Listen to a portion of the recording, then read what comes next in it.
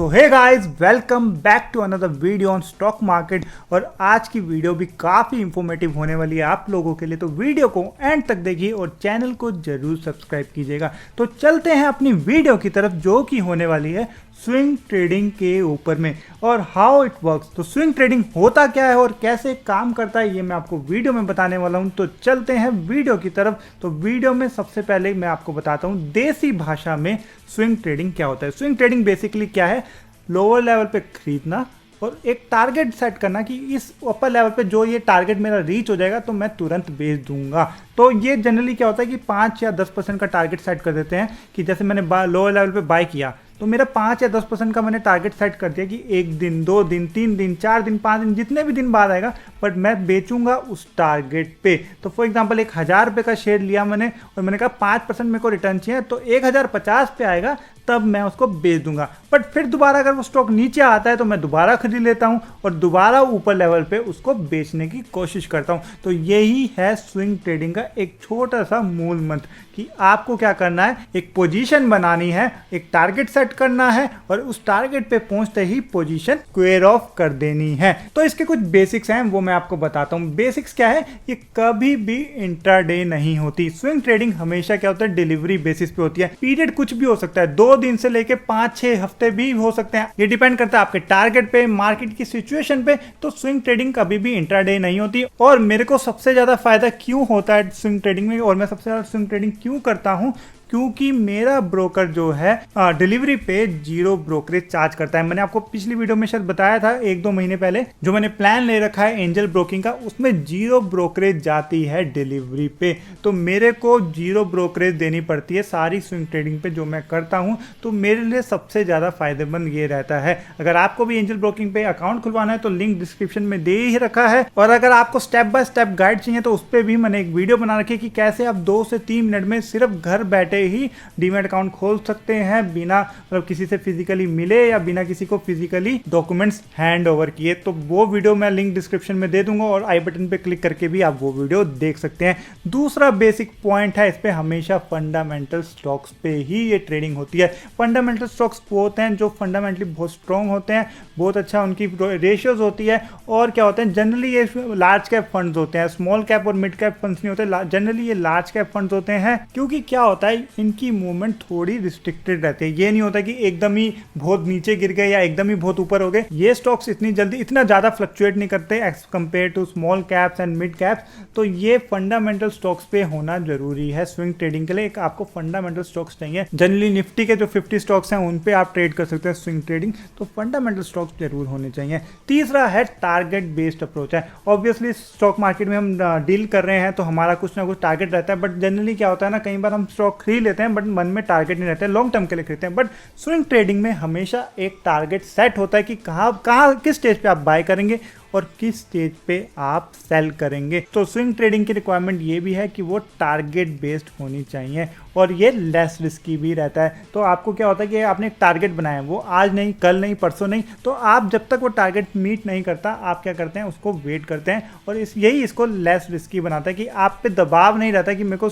इस पोजीशन से एग्जिट मारना है। अगर शेयर की वैल्यू थोड़ी नीचे भी जाती है तो आप और शेयर्स भी खरीद सकते हैं एवरेज आउट करने के लिए, बट आपका टारगेट आपको पता है अगर रीच होएगा तो आपको आज नहीं तो कल फायदा होगा ही। तो ये लेस रिस्की रहता है as compare to futures, derivatives and intraday से। अगर उनका कंपैरिजन करें तो ये काफी लेस रिस्की रहता है उनके कंपैरिजन में। अब मैं आपको बताता हूं एक एग्जांपल के साथ आपको समझाता हूं। अगर आपको अभी भी समझ नहीं आता तो एक एग्जांपल से समझते हैं कि स्विंग ट्रेडिंग क्या होती है। उससे आपको बड़ी जल्दी बड़ी आसानी से समझ आता है कि ये कैसे काम करता है। सपोज डे 1 पे हूं मैं और मैंने XYZ लिमिटेड का 10 शेयर ले लिया 1000 रुपए का। मैंने एक टारगेट सेट किया जो मैंने ड्राइव किया कि मेरे को 1050 पे इस शेयर को बेचना है। मेरा 50 रुपए का टारगेट है कि मेरे को उस शेयर से 50 रुपए कमाने।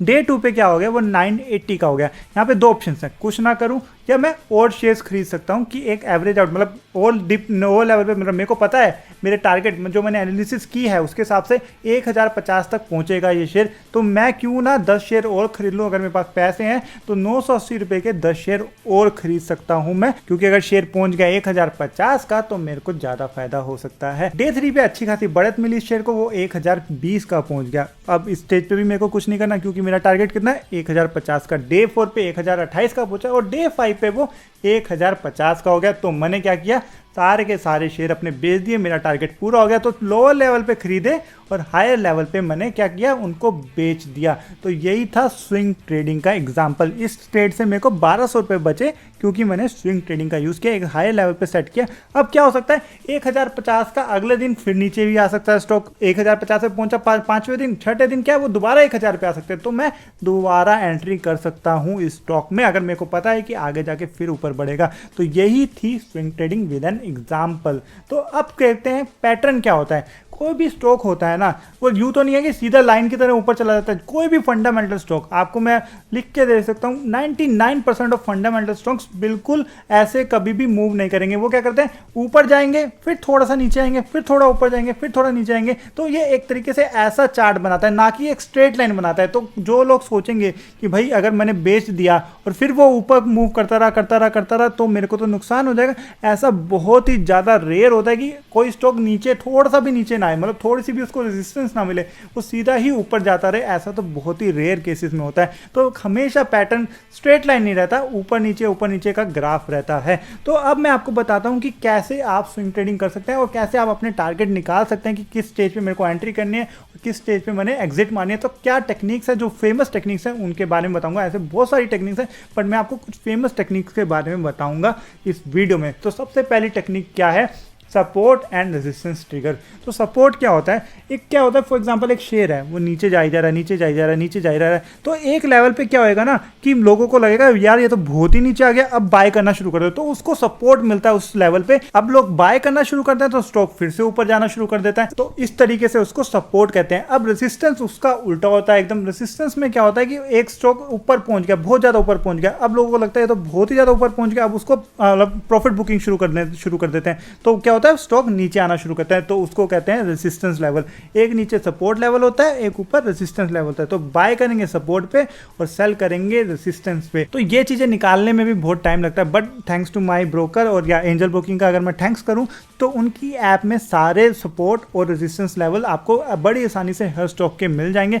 मैं तो क्विकली वहां पे चेक कर लेता हूं, मेरे को कोई एनालिसिस करने की जरूरत नहीं पड़ती, ग्राफ देखने की जरूरत नहीं पड़ती, मेरे को वहीं पता लग जाता है कि इसका सपोर्ट क्या है, इसका रेजिस्टेंस है। क्योंकि आजकल टेक्नोलॉजी बहुत अच्छी तरह काम कर रही है, तो काफ़ी लोग मतलब ऑब्वियसली मैं तो एटलीस्ट मेरे को ऐसी एनालिसिस करने की जरूरत नहीं पड़ती, मेरे को मेरे ब्रोकर की ऐप में तुरंत ही दिख जाता है कि कौन सा सपोर्ट लेवल है और कौन सा रेजिस्टेंस लेवल है।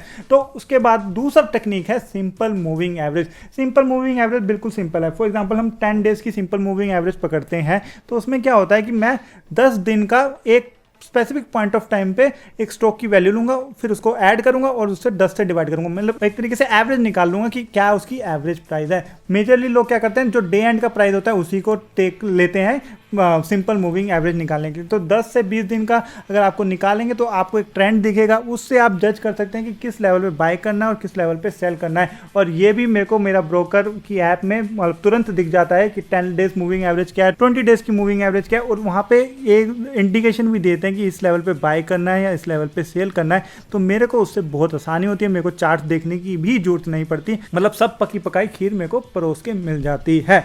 अगली टेक्निक है चैनल ट्रेडिंग। चैनल ट्रेडिंग में क्या होता है कि एक स्टॉक है वो हमेशा मतलब एक ब्रैकेट में मूव करता है। फॉर एग्जांपल 500 से 600 की रेंज पकड़ लो, एक स्टॉक है वो 500 पे आता है, फिर ऊपर चलने शुरू करता है, फिर 570 तक आता है, फिर नीचे 520 पे आता है, फिर ऊपर जाता है, मतलब 500-600 के बीच में वो मूव करता रहता है पूरे साल। तो ऐसे स्टॉक को आपको आइडेंटिफाई करने में बहुत टाइम लग सकता है, क्योंकि हर स्टॉक तो ऐसे मूव नहीं करता कि इस एक ही रेंज में ऊपर नीचे करता है। तो कई लोग क्या करते हैं, पूरे साल एक स्टॉक पे नजर रखते हैं, इसी चक्कर में कि उसको आइडेंटिफाई करना होता है कि एक जो स्टॉक है जो स्विंग ट्रेडिंग में सबसे ज़्यादा काम का है, उसी स्टॉक को पकड़ के रख के उसी स्टॉक पे सारे ट्रेड खेल के और उसी से पैसा कमा लेते हैं। तो इसमें बहुत सारी रिसर्च चाहिए होती है कि आप कैसे एक आइडियल स्टॉक मतलब ढूंढ के निकालें कि जो एक ही चैनल के बीच में काम करता है। तो इसका भी सिंपल तरीका है, आप चार्ट देखेंगे अगर किसी भी स्टॉक का, तो आपको पता लग जाएगा कि उसका किस तरीके से मूव कर रहा है, कि किस रेंज में चल रहा है वो पूरे साल तक। 52 वीक हाई लो भी देख सकते हैं। तो इससे भी आप